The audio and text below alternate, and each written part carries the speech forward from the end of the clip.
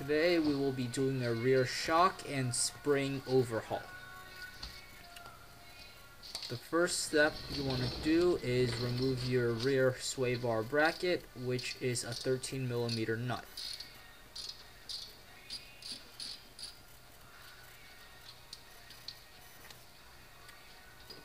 Your next step is to remove your shock from the trailing arm.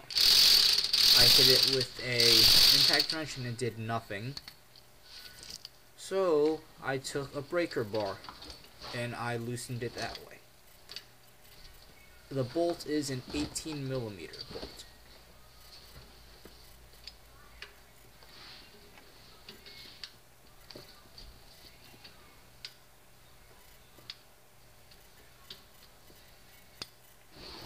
Once you get it broken loose, you can take your 1/2" drive ratchet and undo the rest of the bolt. Be careful, as once you get it loose, it may pop out like that. Next, you step on your rotor and you wiggle and pry your spring out. As you can see, my spring comes out. The coil is broken, and it came out with my spring pad. There's my upper spring pad. The lower spring pad is still on. That's the spring perch. Now would be a good time to inspect your subframe bushings, which you are looking at right there. You also can inspect your trailing arm bushings, outer and inner right there, and your rear sway bar links.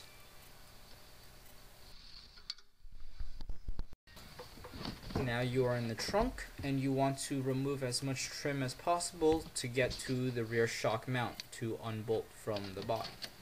Here I am removing the tail light. You don't need to do that. It's an optional step.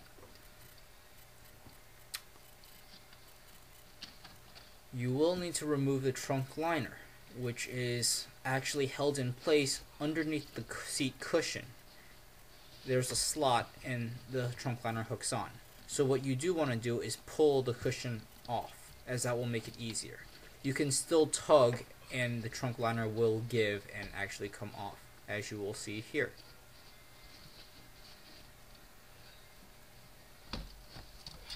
And there is your rear shock mount.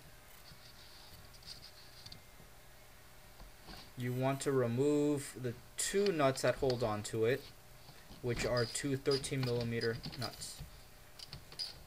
I'm holding on to the shock, so when I let go, it falls through after the nut is removed. Now you want to remove the protective dust cover, vice grips on the shock tube, and then a 16mm wrench. As you can see, undo the nut, pull the whole thing apart, and you want to save that protective boot. These are all the parts, and here I am showing you that the rear shock mount is, or the rear shock is busted. As you can see, it does not rebound at all. Next is your Bilstein damper with new hardware, but no protective boot.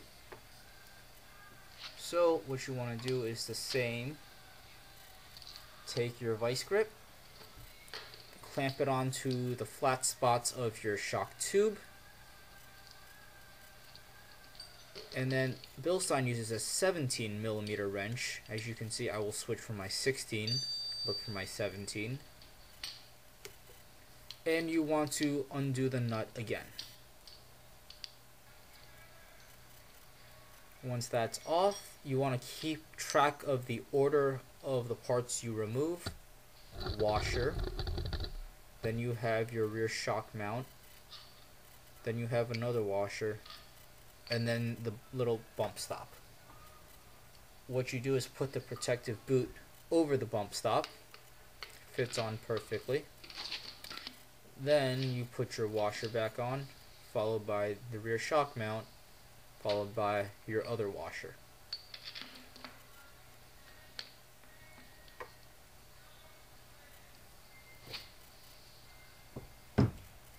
do replace your paper gasket on your rear shock mount.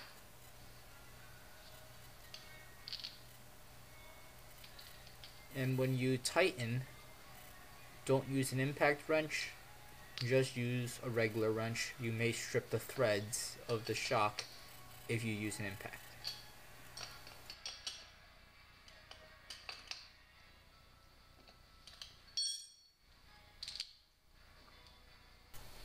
Now I put an OEM Z3 reinforcement plate on. That helps.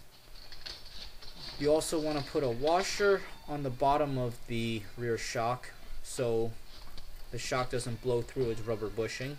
As you can see with the OEM one, they include a little washer, but that's non-removable.